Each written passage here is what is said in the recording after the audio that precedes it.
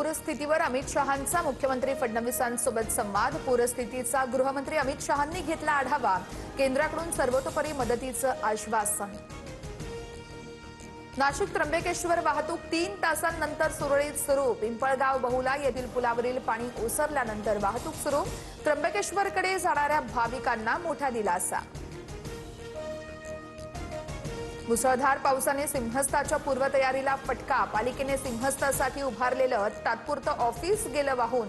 तपोवन परिसरासह संपूर्ण आजूबाजूच्या परिसरात देखील पाण्याचा प्रवाह वाढल्यानं मोठं नुकसान।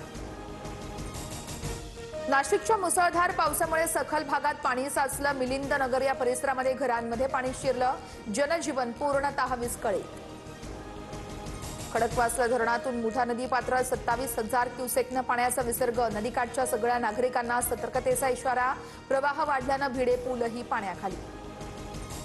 खडकवासला धरणाच्या विसर्गामुळे पुण्यातील एकता नगर जलमय। 10 ते 12 सोसायट्यांमध्ये मुठा नदीचं पाणी। जनजीवन विस्कळीत, वाहनंही पाण्याखाली।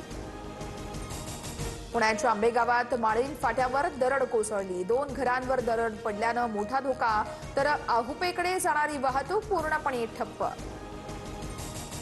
मुंबईला आज पावसाचा येलो अलर्ट। अंधेरी, जोगेश्वरी, मालाड या परिसरात पावसाच्या सरी। अंधेरीमध्ये झाड कोसळून एक व्यक्ती जखमी, उपचारासाठी रुग्णालयात दाखल। वसई, विरारसह नालासोपारा परिसर आजही पाण्याखालीच। जनजीवन पूर्णपणे विस्कळीत। शाळा कॉलेजला आजही सुट्ट्या। नालासोपाऱ्यामध्ये पुरात वाहून गेल्यानं एका मुलाचा मृत्यू। मुंबईतील जलाशयांच्या पाणी पातळीमध्ये मोठी वाढ। गेल्या 24 तासात 12.44% पाणी वाढलं। मुंबईला पाणी पुरवठा करणाऱ्या 7 धरणांचा पाणीसाठा 41.36% पोहोचला।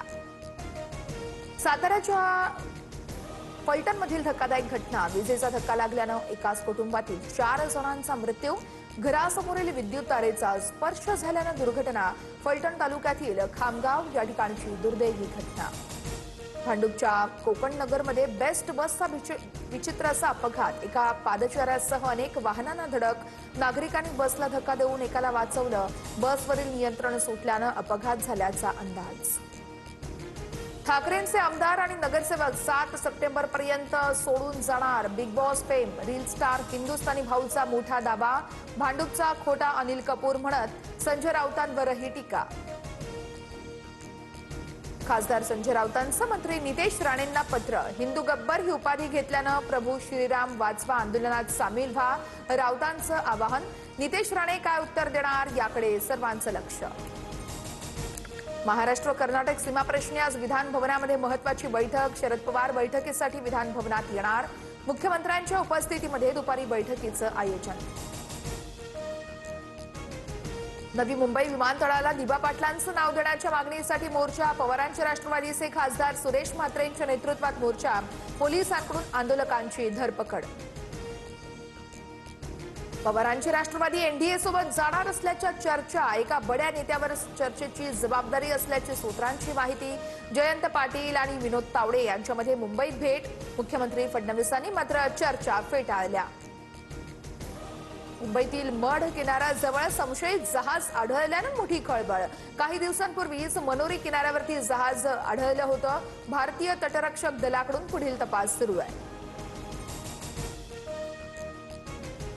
नागपूरमध्ये चाकूचा धाक दाखवून लूटमार। कार अडवून शासकीय कर्मचाऱ्यांचे 4 तोळे सोनं आणि पैसेही लुटले।